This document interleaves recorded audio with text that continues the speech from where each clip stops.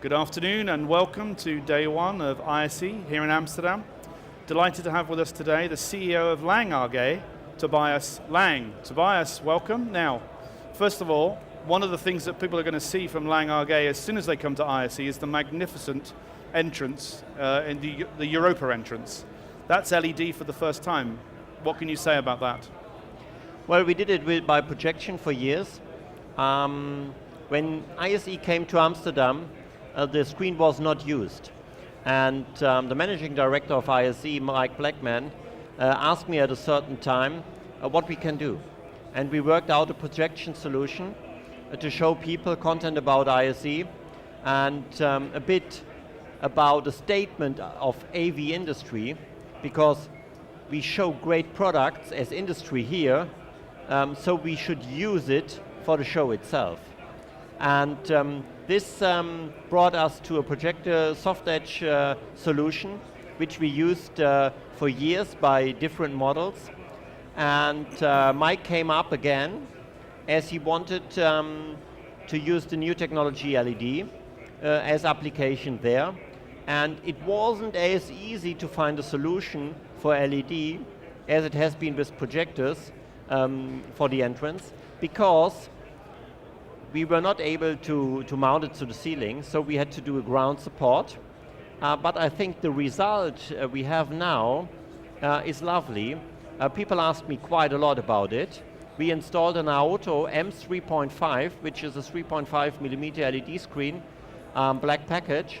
And what is impressive, if you look at the screen, it looks very straight in certain colors. So it is not, it's not looking like it is used for 2 years, but indeed it is.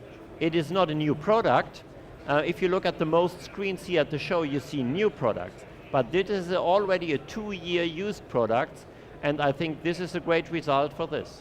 I think it's very good. You should be congratulated for doing something so unique in the industry. The content's great. I think you worked with AV Stumpfel for the content as well, which is nice. And was there any particular challenges to do that? You mentioned the hanging side of things, but anything else? Would you do it again with LED rather than projection maybe? Well, first of all, about AV Stumpfel, they supported us by the playout and the content. Last year we invested in media servers of AV Stumpfel, and I think they are on a good way moving forward. And so it was a good decision to do it together. It's a powerful solution overall. Yeah, it looks really good. I mean, I hope everybody gets to see it and they know that it's your product and they'll come to your stand. Now, talking about your stand, there's rumors that you also have a secret stand, a whisper suite or something else somewhere else showing some LED. Is there anything you can say about the non-stand that you have, if you like? Yeah, last year, maybe you remember, we had an 8K screen of layout at our booth as main eye catcher. So we decided to go with less LED this year.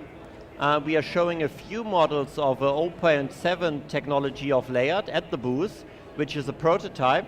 And in our Whisper Suite, which we have every year, we catch up the discussion about high dynamic range, which in our opinion is really important, because if you look at 4K discussion, maybe high dynamic range is the strongest part within the upcoming standard of future.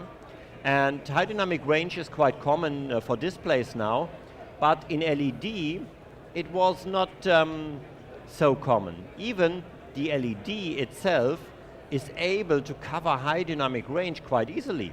So for us, it was obvious and natural to say we want to show high dynamic range by LED, and this is what we are doing in the Whisper Suite.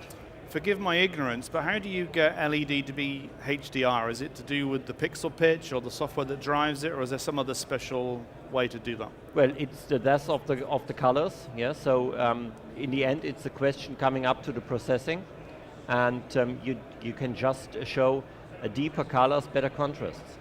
Okay, interesting. Now you also gave a statement to the industry today in a press release about your about OLED, and I think you were quite bullish. You thought OLED had a big future. Can you explain a little bit about this statement and why you made that statement about OLED this morning? Yes, we had a lot of discussions within the last year about OLED technology, because OLED is quite common in consumer business, but in professional business, it's still very slow. We think there is a market in professional business for OLED in rental and in installation. And this is what we want to state here at the show, to show people by products like wallpaper or open frame or transparent OLED, which we want to keep alive, even if the panel itself is no longer produced, but it will come back for sure. We can do professional business quite strong.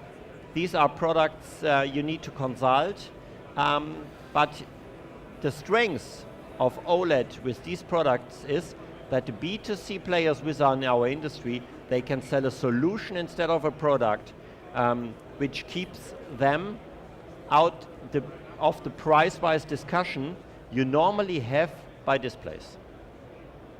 So OLED, you think, has an exciting future here at the show and business generally? Absolutely. We think it's just the beginning of our business with OLED in professional business. Okay.